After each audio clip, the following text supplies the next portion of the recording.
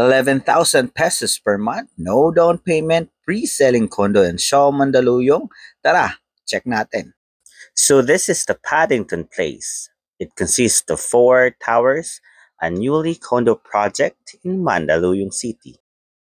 Standard quality finished. Inclusions are there's an upper and lower cabinets, may sink na din, and the countertop is already granite, may grease trap na din, fully painted white ang mga walls, and naka-ceramic tiles na din siya.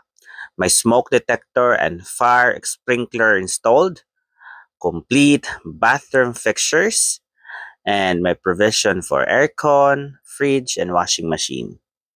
Lifetime ownership and pet-friendly with the luxurious amenities, very ideal for personal use, especially the turnover is on 2027 na. This is good also for Airbnb and rental businesses because it has its own mega lifestyle mall.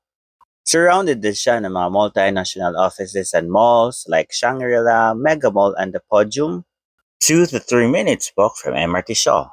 Gitna lang din siya ng WCC at Lancaster. For more details, message me.